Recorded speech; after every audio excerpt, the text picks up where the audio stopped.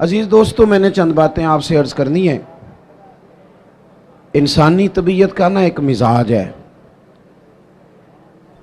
کہ آپ کے کپڑوں پر کوئی داغ لگ جائے نا تو آپ پریشان ہو جاتے ہیں۔ کسی بندے کے گلے کا کوئی ایک بٹن ٹوٹ جائے نا تو کوئی اور بندہ اسے نوٹ کرے نہ کرے، وہ بندہ خود بڑا پریشان رہتا ہے کہ میرے گلے کا بٹن ٹوٹا ہوا ہے۔ یہ بات بوجھ بن جاتی ہے۔ آپ پڑھے لکھے بھی ہوں، مالدار بھی ہوں، وزادار بھی ہوں، ساری آسانیاں موجود ہوں، صرف آپ کے کپڑے میلے کچیلے ہوں تو آپ سے کہا جائے نا کسی جگہ جانا ہے چلو، تو فوراً لوگ کہتے ہیں پہلے مجھے غسل کر لینے دو، کپڑے بدل لینے دو، پھر میں چلوں گا۔ آپ کسی کے گھر جا رہے تھے، اس کے گھر میں بہت کھلی جگہ ہے بٹھانے کی اور کھانا کھلانے کے لیے وسیع دسترخوان ہے، ساری آسائشیں اور آسانیاں موجود ہیں، لیکن اس نے گھر کی صفائی نہیں کی ہوئی۔ آپ اچانک اسے کہیں میں آ رہا ہوں تو وہ کہتا یار تو نے بڑی زیادتی کی، تو مجھے فون کرتا میں صفائی تو کر لیتا۔ انسان کی طبیعت کا یہ تقاضا ہے کہ وہ صفائی کو، ستھرائی کو پسند کرتا ہے۔ کوئی ایک آدھ بوجھ رہ جائے اسے دشواری ہوتی ہے، دقت محسوس۔ اس کی آواز اگر کھل سکتی ہے تو کھولیں ذرا تھوڑی سی، اسے دشواری ہوتی ہے۔ اور جب انسان 2-3 دنوں کا تھکا ہوا، میں اب صبح نکلا تھا، دوپہر میں چنوٹ گیا تھا، اسی طرح ہزاروں لوگ الحمدللہ تشریف لے آئے، ان سے بات کر کے کوئی ذریعہ بنا خیر جمع کرنے کا۔ اب آپ کی زیارت ہو رہی ہے، کل اللہ موقع بنائے گا تو قصور جائیں گے انشاءاللہ۔ تو آپ سفر کرتے ہیں، آپ آتے جاتے ہیں، آپ لوگوں سے ملتے ہیں، تو آپ اگر آپ محسوس کریں نا کہ یار یہ نا میں نے بال میرے بکھرے ہوئے ہیں، ٹوٹے ہوئے ہیں، تو محسوس کرتے ہیں یار کوئی دیکھے گا تو کیا کہے گا۔ 2 جوڑے بھی بعض لوگوں کو دن میں تبدیل کرنے پڑتے ہیں، وہ آسودگی حاصل ہوتی ہے، اس سے تسلی محسوس کرتا ہے آدمی۔ آپ 2-3 دنوں کے تھکے ماندے جب جا کے غسل کرتے ہیں نا گھر میں، تو اتنی کوئی وزن نہیں ہوتا مٹی کا یا کپڑوں کا، لیکن آپ غسل کر لیتے ہیں تو اپنے آپ کو ہلکا پھلکا محسوس کرتے ہیں۔ انسان کی طبیعت کا تقاضا ہے کہ تھوڑے سے بھی اگر میل کچیل اس کے ظاہری جسم پہ لگ جائے تو وہ تکلیف محسوس کرتا ہے۔ بس سمجھ لیں اس بات کو کہ اگر ظاہر پر 1-2 دھبا ہو تو بندہ بے چین رہتا ہے، تو اگر دھبے باطن پہ ہوں تو اگر دل پہ دھبے لگ جائیں نا، لالچ کا، ہرس کا، ہوس کا، حسد کا، عداوت کا، بغض کا، لوگ کہتے ہیں پتہ نہیں کیا بات ہے میں بور ہو رہا ہوں، پتہ نہیں کیا بات ہے مجھے کیا ٹینشن ہے، پتہ نہیں سارا کچھ ہے۔ تو میں کہتا ہوں سارا کچھ ہے پر ایک ٹینشن بھی ہے آپ کو کہ مجھے دیکھ کوئی نہیں رہا، ایک مسئلہ بھی ہے کہ میری ذرا شہرت ہو جائے، ایک پریشانی بھی ہے کہ میری بھی ذرا کبھی کوئی فوٹو آنے لگ جائے، تو اس نے بے چین کر دیا، بے قرار کر دیا۔ آپ کے پاس سارا کچھ ہے لیکن وہ جو بھائی تھوڑا سا 4 پیسوں میں آگے نکل گیا، وہ برداشت نہیں ہو پا رہا، اس نے اندر جوار بھاٹا برپا کر دیا ہے باطن میں۔ یہ جو اندر کے دھبے ہوتے ہیں یہ انسان کو بے چین کر دیتے ہیں، بے قرار کر دیتے ہیں۔ وہ ویسے وہ دوائیاں کھاتا پھرتا ہے، دم کراتا پھرتا ہے، علاج کراتا پھرتا ہے، لیکن رب فرماتا ہے میں نے تمہارا علاج کر دیا ہے۔ مالک کس طرح؟ فرمایا میں نے تمہیں اپنا محبوب جو عطا فرمایا ہے۔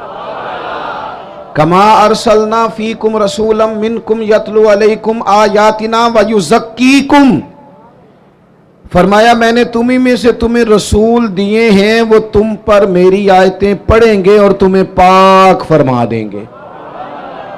جب تزکیہ ہو جائے گا نا، اندر کی صفائی ہو جائے گی، پاکیزگی ہو جائے گی، تو پھر کوئی مکان نہیں حضرت بلال حبشی کے لیے رہنے کے لیے، کوئی مکان نہیں، مسجد میں سوتے ہیں۔ پھر کوئی مکان نہیں ان کے پاس، ان کے پاس جائیداد نہیں، کوئی مال نہیں، سادہ کپڑے پہنتے ہیں، کوئی ظاہری عہدہ نہیں، لیکن حال یہ ہے کہ محبوب فرماتے ہیں معراج سے واپس آ کر بلال کیا عمل کرتے ہو؟ یا رسول اللہ کیا ہوا؟ فرمایا میں معراج پہ گیا تھا، میں نے تو تمہارے چلنے کی آواز جنت میں بھی سنی ہے۔ جب آپ اندر سے مطمئن ہو جاتے ہیں، 2-3 باتیں آپ کی خدمت میں عرض کرنی ہیں۔ طبیعت جب تک بے لوث نہیں نہ ہوتی، جب تک اخلاص نہیں آتا، تب تک اطمینان نہیں ہوتا۔ یہ جو لالچ ہوتا ہے نا، ہرس، ہوس، طمع، یہ اتنی بڑی گھٹن ہے کہ آپ، اور یہ اتنا بڑا لالچ کا، ہرس اور ہوس کا پیٹ اتنا بڑا ہوتا ہے کہ اس میں سارے خزانے بھی ڈال دیے جائیں تو یہ پیٹ بھرتا نہیں۔ جب آپ لالچ کے رشتے دنیا میں قائم کر لیتے ہیں، جب آپ کچھ لوگ کچھ دو کی پالیسی کی بنیاد پر جینا چاہتے ہیں، تو پھر زندگی ایک مشین کی طرح گزرتی ہے۔ پھر انسان انسانوں سے نہیں ملتے، جیبوں سے ملتے ہیں۔ پھر آج جو حال ہم ارد گرد دیکھ رہے ہیں کہ ایوان اقتدار سے لے کر بچی اور بچے کا رشتہ طے کرنے تک ہر چیز سے پہلے دولت دیکھی جاتی ہے، ہر چیز سے پہلے سرمایہ دیکھا جاتا ہے۔ کسی جگہ بھی آپ کو بڑا ہونے کے لیے، عزت کرانے کے لیے پہلے یہ بتانا پڑتا ہے کہ میری جیب میں مال کتنا ہے۔ نبی پاک صلی اللہ تعالی علیہ وسلم نے ہمارا تزکیہ یہ کیا ہے کہ حضور نے ہمیں بے لوث، اخلاص والی، درد والی اور مروت والی زندگی گزارنے کا کہا۔ حضور علیہ السلام کی مکمل سیرت کو آپ پڑھیں گے نا میرے عزیزوں، تو یک طرفہ نیکی کا کہا حضور نے، یک طرفہ۔ نیکیاں تجارت نہیں ہوتی کہ سامنے والا بھی کرے گا تو میں بھی کروں گا۔ حضور نے فرمایا نیکی یک طرفہ کرنی ہے، اپنی سیرت میں فرمایا، اپنے عمل سے فرمایا۔ نیکی یک طرفہ کیا معنی ہے؟ کوئی کرے نہ کرے، ہم مدینے والے کے ماننے والے ہیں، ہم نے نیکی کر کے چھوڑنی ہے۔ اخلاص جب آ جاتا ہے نا، للہیت جب آ جاتی، کوئی 24 گھنٹوں میں 2 کام تو بندہ صرف اللہ کی رضا کے لیے کرے، 2 کام تو اللہ کی رضا کے لیے کرے۔ ایک تو اللہ کی ہر کام میں دکھاوا ہے، ہر کام میں تسن، بڑا بڑا مذہبی، یہ مذہبی سٹیج ہوتا ہے نا ہمارا، یہ مذہبی سٹیج ہے، یہ ہونا چاہیے نا بڑا اخلاص والا، بڑا درد والا۔ لیکن اگر کوئی سماجی آدمی، سیاسی آدمی رہ جائے سٹیج پہ بیٹھنے سے، تو ہو سکتا ہے سویرے لڑائی شروع ہو جائے، فلاں نہیں آیا۔ کوئی پیر صاحب اگر رہ جائیں، پیچھے رہ جائیں، تو اگلے دن ہو سکتا ہے وہ کہیں کہ آئندہ آپ کی محفل کا بائیکاٹ کرنا ہے، آپ نے تو، میں تو صدارت کے قابل تھا اور مجھے نیچے بٹھا دیا۔ او بھائی کوئی تو ایسی جگہ ہو نا، کوئی تو ایسا مقام ہو جہاں یہ ساری چیزیں نکل جائیں، خالص اللہ کی رضا کے لیے انسان کام کرے، خالص۔ میرے رسول پاک صلی اللہ تعالی علیہ وسلم نے سامنے والے کا انداز دیکھ کر اس کے ساتھ نیکی نہیں فرمائی، بلکہ کریم کا تو ایک منفرد طریقہ ہے پیار کرنے کا۔ ارسلت الی الخلق، فرمایا میں مخلوق کا رسول ہوں، مخلوق کا۔ حضور کا تو دل غیروں کے لیے بھی بڑا دھڑکتا تھا، نہ ماننے والوں کے لیے بھی بڑا دھڑکتا تھا۔ بدر میں جو لوگ آئے تھے وہ کوئی پھول کی پتیاں لے کے تو نہیں نہ آئے تھے، بدر میں جو لوگ آئے تھے وہ گھی شکر لے کے تو نہیں نہ آئے تھے، وہ تو تلواریں لے کے باقاعدہ لڑنے کو آئے تھے، وہ سارا کچھ کرنا چاہتے تھے جو عرب کے لوگ اپنے دشمن سے کیا کرتے تھے معاذ اللہ۔ وہ پہلے قتل کر دیتے، پھر ناک کاٹ ڈالتے، پھر کان کاٹ ڈالتے، پھر وہ ٹکڑے کر دیتے، وہ سارا کچھ کرنے آئے تھے۔ اللہ نے مسلمانوں کی مدد کی، 313 1000 کے مقابلے میں لڑے، پر جب رب مدد کرے تو پھر کامیابیاں آیا کرتی ہیں۔ نتیجہ کیا نکلا؟ صرف 14 مسلمان شہید ہوئے، 70 کفار کو قیدی بنا کے لایا گیا۔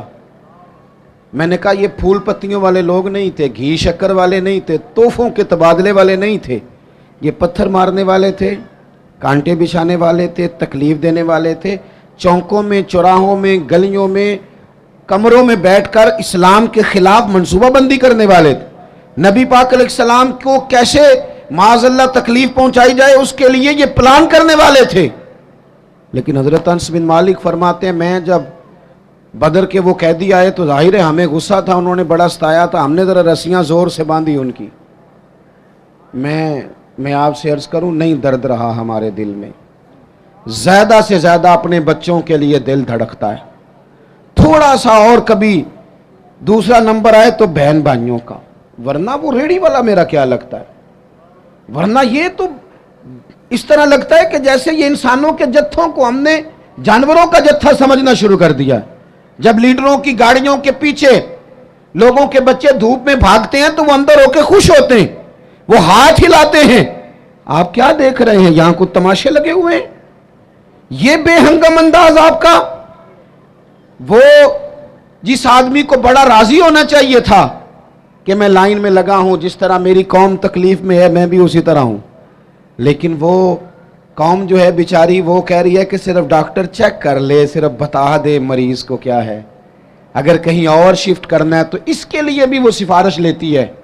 لیکن یہ صاحب کیا کہتے ہیں؟ کہتے ہیں مجھے اللہ نے بڑی عزت دی ہے، میں گیا تو ڈاکٹر اٹھ کے کھڑا ہو گیا. تو بھئی قوم کو اس کا کیا فائدہ؟ ڈاکٹر کو بھی آپ سے کوئی کام ہوگا. وہ میں جمعے میں دوستوں سے کہہ رہا تھا کہ ہمارے حکمران کہتے ہیں میں بڑا خوش نصیب ہوں، جو بھی جاتا ہے وہ کہتا ہے میں بڑا خوش بخت ہوں، میرے لیے کعبے کا دروازہ کھلا ہے. تو میں کہتا ہوں کعبے کا دروازہ کھلنا کمال نہیں، کعبے والے کی بات ماننا کمال ہے. اگر کعبے کے اندر جانا تم نے کمال سمجھا ہے، وہاں تو 360 بت بھی بڑی دیر رہے ہیں، وہاں جانا تم نے کمال سمجھ لیا. یہ دیکھو کعبے والے کی بات مانی ہے. اور جو تمہیں کعبے کا دروازہ کھول کے دیتے ہیں ان سے کہو چلو ہمارے بے گناہ قیدیوں کے لیے جیل کے دروازے ہی کھول دو، جو بے گناہ ہیں ان کو ہی چھوڑ دو. لیکن ہم نے بات ٹھیک ہے. اور پیر صاحب بھی کہتے ہیں میں جناب گیا تو بینک والا اٹھ کے کھڑا ہو گیا. بھئی یہ کیا بات ہوئی؟ آپ بھی نہیں لائن میں لگنا پسند کرتے؟ آپ کو بھی نہیں اس بات کا خیال آیا کہ کتنے لوگ دھوپ میں جل رہے ہیں اور میں آیا ہوں اور میں نکل گیا ہوں؟ خدا کے بندو، جب تک بے لوث درد نہیں ہوتا تب تک سمجھ لو سینوں میں دل نہیں ہے، پتھر ہیں، فقط اپنے لیے دھڑکتے ہیں، فقط اپنے بچوں کے لیے. خدا مجھے ایسی خدائی نہ دے کہ اپنے سوا کچھ دکھائی نہ دے. یہ کیا بات ہوئی؟ حضرت انس بن مالک کہتے ہیں ہمیں غصہ تھا کفار پر، ہم نے رسیاں زور سے باندھ دی، اور اپنا غصہ نہیں تھا، غصہ یہ تھا ہمارے نبی کو تکلیف دی، مکہ چھوڑنا پڑا، اذیت دی، ہم نے زور زور سے رسیاں باندھی. لیکن فرماتے ہیں میں رات کو مسجد نبوی میں آیا تو حضور کو دیکھا کبھی بے چینی سے ادھر ٹہلتے ہیں کبھی ادھر ٹہلتے ہیں. میں درد سے آگے بڑھا، میرے ماں باپ آپ کے قدموں پہ قربان، میری اولاد آپ کے ابرو کے اشارے پہ قربان. محبوب کیا بات ہوئی، کیوں اس طرح ٹہل رہے ہیں؟ تو حضور فرمانے لگے انس تم نے ان کی رسیاں زور سے باندھ دی ہیں، یہ ہائے ہائے کرتے ہیں مجھے نیند نہیں آتی، یہ ہائے ہائے کرتے ہیں مجھے نیند، ان کی رسیاں ذرا ڈھیلی کر دو تاکہ میں سو جاؤں. کسی سے تو پیار کرنا یار، کسی کا تو درد پیدا کرنا. یہ نہیں ہو سکتا کہ تو ناجائز کمائی کما کے لائے، تو کسی کے بچوں کا نوالا چھین کے لائے اور پھر تیرا بچہ ڈاکٹر بن جائے. یہ کیسے ہو سکتا ہے؟ تو ناجائز پیسے اکٹھے کر کے لائے اور تیرا بچہ انجینئر بن جائے. یہ کیسے ہو سکتا ہے؟ پھر یہ کیسے ہو سکتا ہے کہ تو کسی کا گھر اجاڑ کے اپنا گلشن آباد کرنا چاہیے؟ کیسے ہوگا؟ آپ اگر چاہتے ہیں کہ ہمارے گھروں میں روشنی آئے تو پھر کسی اور کے آنگن میں دیا جلانا شروع کریں. کوئی تو کام ایسا ہو. قرآن تعلیم دیتا ہے قل ان صلاتی و نسکی و محیای و مماتی للہ رب العالمین. کہو میری نماز، میری قربانی، میرا دنیا میں آنا، میرا یہاں سے جانا سب اس رب کے لیے ہے جو تمام جہانوں کا پالنے والا ہے. اپنے سینے میں درد پیدا کریں، ایک دوسرے کے لیے گنجائش پیدا. ہمارے پاس گنجائش نہیں ہے. میں اکثر کہتا ہوں کہ میں سمجھتا ہوں صرف میری ضرورت ہے، میرے علاوہ نہیں. حالانکہ میرا ڈرائیور گاڑی نہ چلائے تو میں تو سو جاتا ہوں گاڑی میں، وہ گاڑی نہ چلائے تو میں تو پہنچتا ہی نہیں.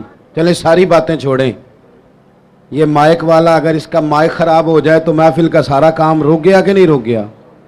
لیکن ہمارے نزدیک میں نے ایک دفعہ نا ایک سپیکر والے سے پوچھا، یہ ساؤنڈ والے سے، میں نے کہا تو اتنی محفلیں سنتا ہے نماز کیوں نہیں پڑھتا؟ وہ مینوں کہندا ہے جیڑا مولوی آندا ہے ساڑے نال تے لڑ کے ٹر جاندا ہے. ہم تو پوری محفل میں نا ایسے کانپ رہے ہوتے ہیں کہ کسی کو آواز اونچی چاہیے، کسی کو نیچی چاہیے، کوئی کہتا کھول دے، کوئی کہتا بند کر دے. تو ہم پہ کیا اثر ہونا ہے؟ ہم تو خوف میں، کیونکہ ہم نے قدر نہیں نا جانی لوگوں کی، قدر نہیں سمجھی لوگوں کی. قدر سمجھنا شروع کریں، پیار کرنا شروع کریں. آپ بے لوث ہو جائیں، کچھ کام پیچھے چھپ کے بھی کریں، کچھ کام بیک پہ رہ کے بھی کریں. آپ محسوس کریں گے کہ آپ کے دل کو اللہ نے سکون دے دیا، کچھ اطمینان حاصل ہونے لگا ہے. 100 گھر تھا مدینہ شریف میں، تھوڑی سی آبادی ہوتی تھی، 100 گھر تھا. امام ابو نعیم لکھتے ہیں 100 گھر تھا. जहां 2 वक्त रोटी भी पहुंचती थी, बच्चों के कपड़े भी आते थे, कोई बीमार होता तो दवा का खर्चा भी आता था। 1 दिन नहीं, 2 दिन नहीं, सालों मदीना शरीफ में सालों 100 घरों की कोई किफालत करता रहा। पर रात को कोई पर्दा नशीन आता था नकाब ओढ़ के और दरवाजे पे राशन रखता था, उससे पूछते थे तेरा नाम क्या, तो नाराज हो जाता था सालों। फिर अचानक वो खाना आना बंद हुआ, फिर अचानक वो सारी चीजें मौकूफ हो गईं। एक दूसरे से गरीबों ने पूछना शुरू किया, तेरे घर नहीं खाना आता? नहीं। तेरे घर भी नहीं आता? कब से नहीं आया? मालूमात होने लगी, सब एक दूसरे से पूछने लगे तो पता चला 18 मुहर्रम से ना उसके घर आया है, ना उसके घर आया है, ना उसके घर आया है। 18 मुहर्रम से किसी के घर नहीं आया। मालूमात करो लोगों, 18 मुहर्रम को हुआ क्या? तो पता चला कि 18 मुहर्रम को इमाम ज़ैनुल आबिदीन का इंतकाल हुआ। अपने चेहरे पे नकाब डाल के, फोटो बना के नहीं, लोगों को दिखा के नहीं, वीडियो साथ साथ बना के और अपना नंबर दे के नहीं, वो 100 घरों में लंगर रोज, और बेटे के हाथ नहीं बेचते थे, मुलाजिम और गुलाम के हाथ नहीं। इसलिए कि जब किसी का दर्द उठता है ना, तो वो अल्लाह की रिजा के लिए हो, तो फिर उसकी कैफियत कुछ और होती हैं। 100 घरों में खाना जाता था। इतना बड़ा मजमा है, इतने सारे आप लोग आए हैं, क्या 3 आदमी मिलके एक गरीब का बोझ नहीं उठा सकते? क्या 3 लोग किसी एक गरीब का बच्चा नहीं पढ़ा सकते? इन सियासतदानों की राह तुम देख रहे हो, इनकी, जिनको सिवाय अपनी लड़ाई से फुर्सत नहीं, और उन लोगों की तुम राह देख रहे हो जिनको वैसे गांव में किसी मरीज को जरूरत पड़ जाए तो उनके पास गाड़ी नहीं होती, लेकिन उनकी सियासी जमात का जलसा है ना, तो फिर वो गाड़ी भी निकलती है, फिर वो जिसको मर्जी भी देते हैं, फिर झंडे भी लगते हैं, फिर नंबर गेम भी होती है, फिर वीडियो भी बनती है। मैं भी उम्मीदवार हूं, टिकट लेना है, लिहाजा मेरे पीछे गाड़ियां लगाओ। न करो, ये नाशुक्री है दौलत की। जब अल्लाह की दी हुई जायज दौलत नाजायज जगह पे खर्च करते हो तो नाशुक्री करते हो। 100 घरों में खाना आता है, इमाम ज़ैनुल आबिदीन देते हैं, बताते नहीं। विसाल का वक्त है, गुस्ल दिया जा रहा है, पुश्त पर मोटे मोटे निशान हैं। लोगों ने साहिबजादे से पूछा ये क्या है? तो फरमाने लगे मेरे अब्बा जी उम्र भर पुश्त पर अनाज की बोरियां रख के गरीबों के घरों में पहुंचाते थे। शहजादे आप कहाँ होते थे? बूढ़ा बाप जो जाता था तो आप क्यों नहीं जाते थे? तो कहते थे मैं तो रो के मिन्नत करता था कि ऐ शेर खुदा अलीउल मुर्तज़ा के पोते मुझे दे दो, ऐ सैयदा पाक के पोते मुझे दे दो, मैं दे आता हूँ।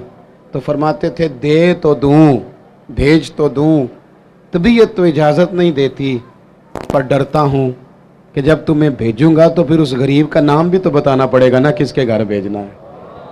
पर्दा उसका बना हुआ है, पर्दा। अखां जदों मीटियां जमाना मैनू रोवेगा, अपना ते अपना बेगाना मैनू रोवेगा।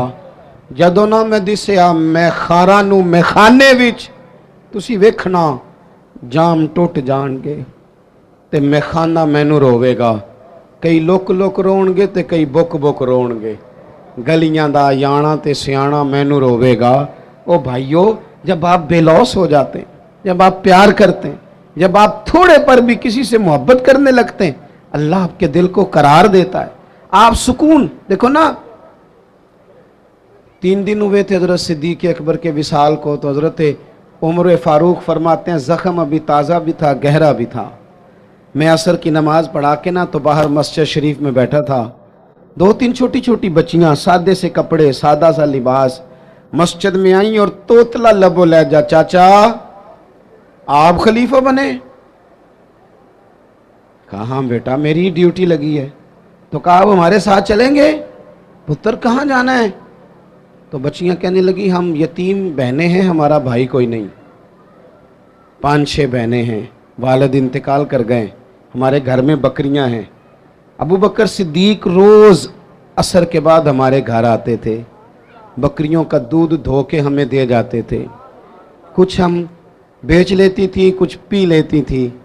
चचा 3 दिन हो गए, अम्मा भी रोती है, बहनें भी रोती हैं, कोई नहीं घर में काम करने वाला। मैं उस आदमी की बात सुना रहा हूं जो लाखों मुरब्बा मील के हुक्मरान थे। मैं काउंसलर की बात नहीं कर रहा, उस एमपीए की बात नहीं कर रहा जो आपको सब्ज बाग दिखा के गया तो पलट के आया नहीं। फरमाते हैं कि चलेंगे आप, तो हजरत सैयदना उमर फारूक रदी अल्लाह तआला अन्हु कहते हैं मैं इतना रोया कि मेरी दाढ़ी आंसुओं से भर गई। मैं उठा, चलो पुत्र चलता हूं। आगे आगे वो बच्चियां और पीछे पीछे मैं। रस्ते में एक सहाबी मिले, ए अमीरुल मोमिनीन रोते हुए कहाँ तशरीफ ले जा रहे हैं?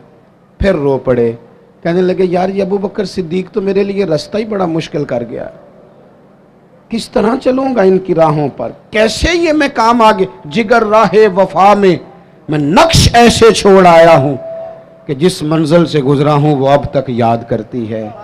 ओ यारो, हैं ना कुछ अभी भी लोग, कुछ लोग अभी भी हैं जो शाम को इंतजार करते हैं। शाम को अल्लाह खुश रखे, सुने जी, शाम को इंतजार करते हैं कि अगर कहीं से दवा के पैसे आ जाएं तो अम्मा को दवा ले दूं।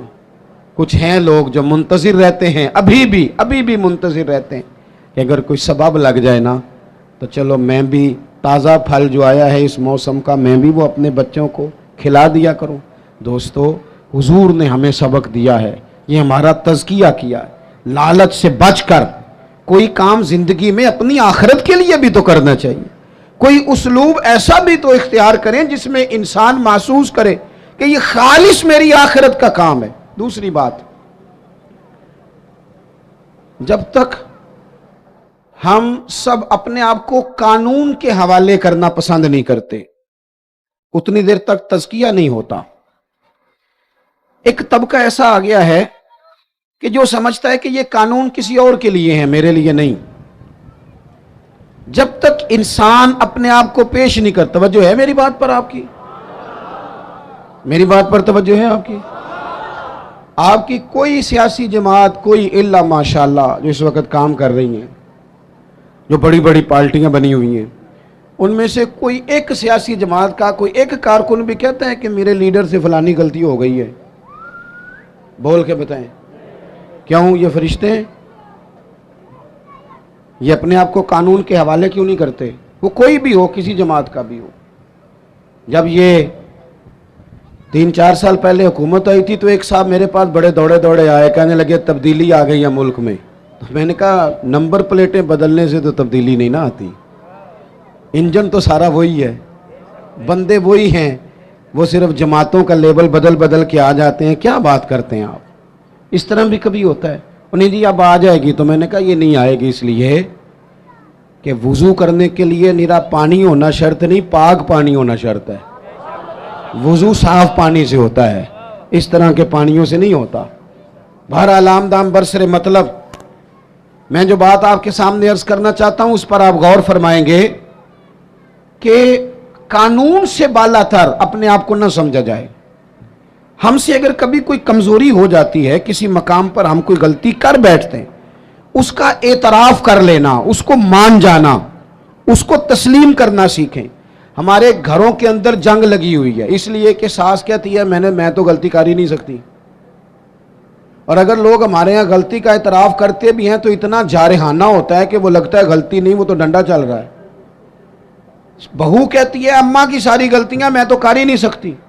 अपने आप को तस्लीम के कटहरे में लाएं, मानना सीखें। अगर किसी जगह आप महसूस करते हैं ना कि यहां मैं भी भूल गया था, तो मान लें। बड़े बड़े लोग मान जाया करते थे, बड़े बड़े लोग थे जो रुजू कर लेते थे। तस्लीम करने का, मान लेने का मिजाज बनाएं। आपकी जरूरत है आप किसी बड़े आदमी को, ताकतवर को कह सकें कि तू मान जा, तेरे अंदर ये कमजोरी है। कोई मानता है? हम मानते हैं? हाँ ना तो करो ना। गलतियां करते हैं कि नहीं? मानते हैं। फिर मैं ना एक दफ़ा अपने इलाके में, मैं मोटरसाइकिल पे एक दोस्त के पीछे बैठा हुआ था, तो रोड के ऊपर ही ना एक साहब ने दूसरे को टक्कर मार दी मोटरसाइकिल की। अब वो गलत टक्कर मारी है उसने, उससे गलती हो गई तो टक्कर उसको लग गई, वो बंदा गिर गया। तो अब वो गिरने वाला उठा तो जिसने टक्कर मारी थी ना वो उस पर चढ़ाई कर गया, कहने लगा कब से मैं हारन बजा रहा हूं, कब से मैं इशारे दे रहा हूं, कब से लाइटें दे रहा हूं, देखा नहीं जाता, चला नहीं जाता। अब वो बंदा गिरा भी था, तकलीफ भी हुई थी, और जिसकी गलती थी वो प्रेशर भी डाल रहा है। थोड़ी देर के बाद वो रुखसत हो गया। मैं जब तक करीब चला गया, चंद सेकंड लगे, वो बंदा बेचारा गिरा था, उठ के चला गया। मैंने करीब जाके वो टक्कर मारने वाले से कहा, मैंने कहा गलती भी तेरी थी, मैं देख रहा हूं पीछे पीछे हम भी आ रहे हैं, और चढ़ाई भी तू कर गया है। तो ये तरबियत है आजकल जो कौमों की और नौजवानों की हो रही है। वो क्या कहता है, वो कहते पीर साहब तुसी भी तकदे सो पे। मैंने कहा पीछे ही था। कहने लगे गल तुहाडी ठीक है, गलती मेरी सी, पर जे मैं ना चढ़ाई करता तो उन्हें कर जानी सी। ये मिजाज है। ये हंसने वाली नहीं तो रोने वाली बात है। जब कौमों की तरबियत इस तरह की हो ना कि मानना नहीं, चढ़ाई करनी है, गलत भी है तो चढ़ाई करनी है, झूठे भी हैं तो चढ़ाई करनी, धौंस और धांधली के साथ, रोब के साथ बात मनवानी, फिर कौमों की तरबियत नहीं होती। रसूल पाक सल्लल्लाहु ताला अलैहि वसल्लम ने अपने सहाबा को जो मिजाज दिया है, सुकून किस चीज में है कि इंसान अपने आप को पेश कर दे। पता है कैमरे लगानों से जुर्म नहीं खत्म होते। अगर कोई जुर्म से आशना हो जाए ना, मैंने करना नहीं, फिर खत्म होता है। मैं आपको एक मिसाल देता हूं, अगर आपकी समझ में बात आ जाए तो। गोश्त किसी ने आपको खाने को दिया और आप खा रहे थे, 2-4 लुक़मे आपने खाए, बड़ा मजा आया। फिर किसी ने ना बड़ा मजा आया, लजीज लगा आपको खाना, फिर किसी ने कान में कह दिया ये सदके का है। मेरी तरफ देखो, मुंह में जायका बदल जाता है कि नहीं? क्या हुआ, मसाले बदल गए? चले इससे भी आगे की बात करते हैं। किसी ने आपके कान में कह दिया कि ये तो जानवर बीमार था, यहां ज़िबा ही नहीं हुआ था, हराम खा रहे हैं आप, तो उल्टियां शुरू हो जाती हैं कि नहीं? बोले क्यों? इसलिए कि आपका ज़हन बन गया है कि हराम मेरे लिए ठीक है।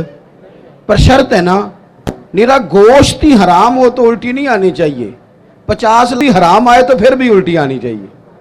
हमने ना कुछ चीजों के लिए अपना ज़हन बनाया है कि हराम खाना नहीं। तो अगर हराम, वो एक दोस्त हमारे बात सुनाने लगे, कहने लगे एक आदमी को ना एक महंगा सा जूता पड़ा हुआ गली में मिल गया, पर 1 पाँव मिला, तो वो ढूंढने लग गया किसका है किसका है किसका है किसका है, ढूंढने लग गया। थोड़ी देर आगे जाके ना तो दूसरा पैर भी मिल गया, पर उसने बंदा ढूंढना बंद कर दिया।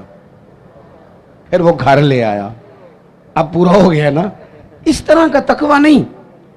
आप वो शरीयत के हर हराम को हराम समझे, शरीयत के हर हराम को। वो हमने 2-4 मसले अपनी मर्जी के याद किए हुए हैं। हर मर्द को यह मसला आता है कि 4 शादियां जायज हैं, आता है ना, और भी तो बड़ा कुछ जायज है ना, लेकिन उस तरफ क्यों नहीं तवज्जो? कुरान मजीद कहता है फतुमिनूना बिबादिल किताब व तकफुरूना बिबाद, किताब के बाद हिस्से को मानते हो, बाज का इनकार करते हो।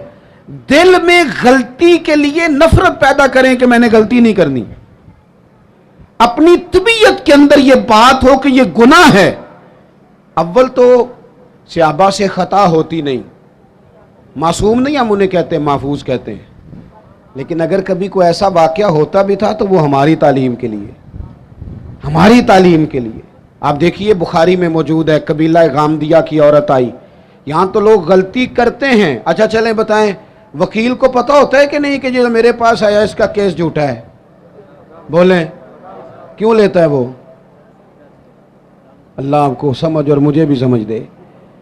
और भाई जज साहब को पता होता है कि नहीं? मेरी सुने जी, तबसरा बाद में जी, अभी करंट इशू पे सिर्फ तकरीर। तो होता क्या है, जब तक आप अंदर से तस्लीम नहीं कर लेते, बीमार जब तक माने ना मैं बीमार हूं तो इलाज हो सकता है।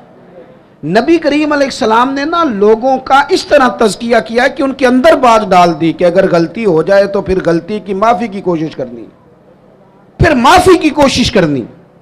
लोगों के सामने हुजूर ने यह बात इस तरह खोली कि बुखारी में कबीला गामदिया की एक औरत का जिक्र है, कंजुल उमाल में तफसील से मौजूद है। वो खातून खुद आई, कोई पकड़ के नहीं लाया, खुद आई, गिरफ्तार नहीं किया, लोगों ने मनवाया नहीं, पुलिस ने पकड़ के मनवाया नहीं। गलती हो गई लेकिन मुसलमान थी ना, तो बार बार अंदर से तबीयत बेचैन होती है कि क्यों गलती हो गई। आके अर्ज की हुजूर मैं भूल गई थी, गलती कर बैठी हूं। تو محبوب فرماتے ہیں کیسے پتہ چلے گا تو نے غلطی کی؟ کہنے لگی میرے پیٹ میں ناجائز بچہ ہے۔ حضور نے فرمایا اسے لے جاؤ، فرمایا واپس جا، جب بچہ پیدا ہو جائے تو آنا۔ وہ چلی گئی، 2 سپاہی نہیں اس کے ساتھ کھڑے کیے کہ کہیں بھاگ نہ جائے۔ وہ بچہ پیدا ہوا تو پھر آئی، نبی پاک علیہ السلام نے فرمایا واپس جا، اسے دودھ پلا، جب روٹی کھانے لگے تو پھر آنا۔ وہ آئی تو بچے کے ہاتھ میں روٹی کا ٹکڑا تھا۔ محبوب نے بچہ کسی کے حوالے کیا، فرمایا اسے لے جاؤ اور پتھر مار کے سنسار کر دو، سزا دے دی حضور نے۔ وہ حضور کے سامنے جب کھڑی تھی تو پتہ کیا کہتی تھی؟ کہتی تھی حضور میں رات کو سو نہیں پاتی۔ اذان سنیں جی، اس میں بات سمیٹنے لگا ہوں، آپ توجہ فرمائیں۔ وہ خاتون کو سنسار کیا گیا، انتقال ہو گیا۔ اب لطف کی بات پتہ کیا ہے؟ اس کا جنازہ بھی میرے نبی کریم نے پڑھایا۔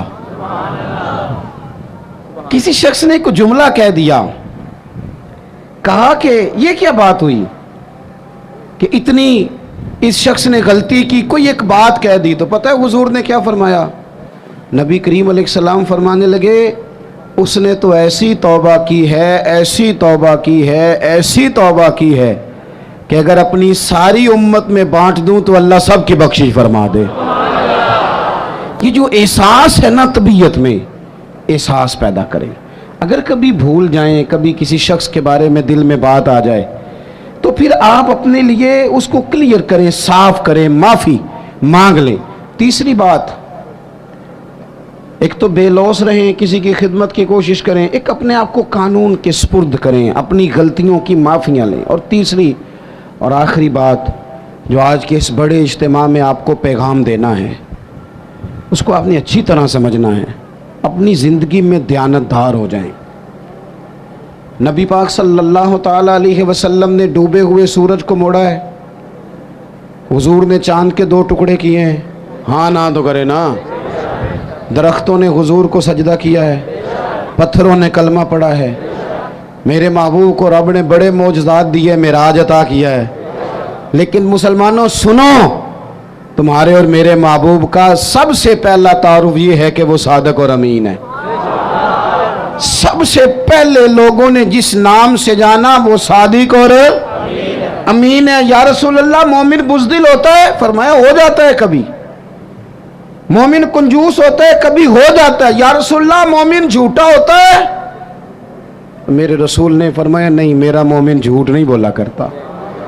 دیانتدار ہو جائیں، امانت دار ہو جائیں، آپ خوددار ہو جائیں، چھوڑیں آپ۔ وہ کسی درویش نے کہا تھا لوگوں نے اتنا پایا نہیں جتنا میں نے ٹھکرایا ہے۔ تھوڑا ٹھکرانا بھی سیکھیں، تھوڑی خودداری بھی پیدا کریں۔ دیانتدار ہونے کے لیے کفایت شعار ہونا ضروری ہے، تھوڑے پہ گزارا کرنا سیکھیں۔ ایک وقت روٹی کھائیں۔ ہم دیہاتی لوگ ہیں، ہمارے بڑے بوڑھوں نے ہمیں سبق پڑھایا ہے کہ گندم سے بڑولا بھر لو اور مرتبان سے اچار بھر لو، پھر تمہیں کسی جگہ جانے کی ضرورت ہے بالکل نہیں، قطعاً نہیں۔ تھوڑا کھاؤ میرے دوستو، لیکن رزق حلال طیب۔ اگر امانت دار نہیں رہو گے پھر بھکاری بھی بنو گے، پھر ملاوٹیں بھی کرو گے، پھر تو اس طرح کے برے حالات ہوتے ہیں کہ لوگ جانوں سے کھیلتے ہیں، دوائیوں میں بھی ملاوٹیں کرتے ہیں۔ امانت داری حضور کی سب سے پہلی تعریف لوگوں نے کی۔ کبھی بھی زندگی میں کبھی بھی بددیانتی کا مظاہرہ نہ کریں۔ اور دیانتدار کس کے ساتھ ہونا ہے؟ میں اپنے ممبر سے ہو جاؤں اور کونسلر اپنی کرسی سے ہو جائے، ڈاکٹر اپنے آپ سے ہو جائے، طالب علم اپنے علم سے ہو جائے، استاد اپنی ڈیوٹی سے ہو جائے۔ استاد کا احترام بڑا ضروری ہے، پر استاد کو اجازت نہیں کہ کلاسیں کھیل رہی ہوں اور استاد سموسے منگا کے کھا رہے ہوں۔ وہ بھی تو ڈیوٹی کرے نا اپنی ٹائم پہ۔ مزدور کی مزدوری پسینہ خشک ہونے سے پہلے دینی ہے، پر مزدور کو اجازت نہیں کہ وہ روٹی کھانے جائے تو گھنٹہ وہیں بیٹھا رہے، وہ 10 منٹ کونے میں بیٹھ کے چائے پینے جائے اور 20 منٹ وہ سگریٹ بھی پیتا رہے۔ آپ اپنے کام سے دیانتدار ہو جائیں، اپنا کام سونا کر کے کرنا شروع کریں، اس میں نفاست لائیں۔ مجھے بتائیں، اگر کپڑا بنانے والا صحیح بنائے، باقی کے کام نہ دیکھے، اپنا دیکھے، بنانے والا صحیح بنائے اور سینے والا وہ صرف بیٹے بیٹھ جاؤ، وہ پتر بیٹھ جاؤ، نیچے بیٹھو. سینے والا صحیح سیے، بنانے والا صحیح بنائے تو ساری دنیا کو صحیح کپڑے ملنے لگ جائیں گے نا. اگر دوائی بنانے والا وہ کوئی اور کام نہ کرے، دوائی صحیح بنائے، تو یہ کام سارا مسئلہ لوگوں کا حل ہوگا کہ نہیں ہوگا؟ ہم نہ دوسروں کے کاموں پہ نظر رکھتے ہیں، فلانا ٹھیک نہیں چل رہا، اسے چھوڑیں. آپ ٹھیک چل رہے ہیں، چھوڑیں اسے. آپ ٹھیک ہیں، آپ صحیح چل رہے ہیں، آپ کے معاملات بہتر ہیں. میں آپ کو ذاتی طور پہ بتاتا ہوں، میرے قریب والے دوست جانتے ہیں، کبھی زندگی میں کوئی کام خراب ہو جائے، کوئی پلان کیا تھا اس میں کوئی کمزوری رہ جائے، تو میں کہتا ہوں پہلے مجھے اپنی غلطیاں ڈھونڈ لینے دو. میں نے کہاں کہاں سستی کی، مجھ سے کہاں کہاں غفلت ہوئی، کہاں کہاں میں نے توجہ نہیں کی. تھوڑا سا نا، حضرت موسیٰ علیہ السلام کو حکم ہوا اللہ کی طرف سے کہ بستی میں جو سب سے نیک بندہ اسے ڈھونڈ کے لائے. اب جسے حضرت موسیٰ نیک کہیں گے وہ کتنا کو نیک ہوگا. ایک بندہ ڈھونڈ کے پیش کیا، مکتوبات 2 صدی میں یہ بات لکھی ہے صوفیاء نے، ڈھونڈ کے پیش کیا تو کمال کی یہ سب سے نیک ہے. اب حکم ہوا کہ اس بندے سے کہیں جو سب سے برا ہے وہ ڈھونڈ کے لائے. میری اور آپ کی ڈیوٹی لگتی نا برا بندہ ڈھونڈنے کی، تو ہم نے خود ہی نیک بچنا تھا، باقی سارے کرپٹ نکل آنے تھے. اس سے کو برا بندہ ڈھونڈے. اب اس سے کہا جناب آپ ڈھونڈ کے لائیں، ہاتھ باندھ دیے، کہا حضور میرے سے یہ کام تو ہو ہی نہیں سکتا، میں نہیں کر سکتا. کہا آپ نہیں کرنا ہے، حضرت موسیٰ حکم دیتے ہیں. وہ نیک آدمی نے کہا پھر مجھے 3 دن کی مہلت دیں. 3 دنوں کی مہلت ملی. 3 دنوں کے بعد مقررہ وقت پر بندہ ڈھونڈ کے لانا تھا جو سب سے بد ہے معاذ اللہ. کس کو ڈھونڈ کے لائے؟ اپنے گلے میں رسی ڈالی، اپنے گلے روتے تڑپتے لا کے رسی حضرت کلیم کے دست مبارک میں دے کے کہا حضور کچھ لوگوں کے گناہ میں نے دیکھے تھے، شک تھا کہ انہوں نے کیے ہوں گے، پر وہ میرا شک تھا. لوگوں کی غلطیوں کا صرف شک تھا، پر جو میری ہیں وہ تو پکی ہیں، لہٰذا مجھ سے کوئی نہیں برا. رب کریم نے فرمایا میرے کلیمی سے بتاؤ کہ تیرا جو رب کی بارگاہ میں مقام بنا ہے وہ اسی عاجزی کی برکت سے تو بنا ہے.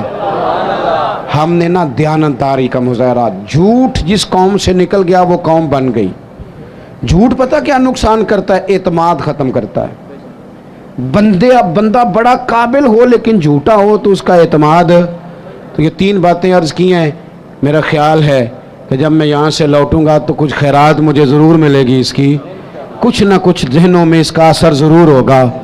ایک تو بے لوث زندگی گزاریں، کسی کی خدمت کی کوشش کریں. اور جوانوں، خدمت کے لیے پیسے شرط نہیں، خدمت کے لیے تو آپ 2 بول تسلی کے بول دیں تو وہ بھی بڑی خدمت ہے. دوسری گزارش آپ سے یہ کی ہے کہ اپنے آپ کو قانون سے کبھی بالا نہ کریں. غلطیاں ہو جائیں تو یہی معافیاں مانگیں، ورنہ تو پھر ایک دربار لگنا ہی ہے قیامت میں. اور تیسری گزارش آپ کی خدمت میں یہ ہے زندگی دیانتداروں جیسی گزاریں. بد دیانت لوگ جو ہوتے ہیں وہ اپنے ضمیر کے قیدی بن جاتے ہیں، وہ خود اپنے مجرم ہو جاتے ہیں. اس طرح کا اپنی زندگی میں ماحول لائیں. اللہ تعالی ہمارے لیے رحمت والے فیصلے کرے.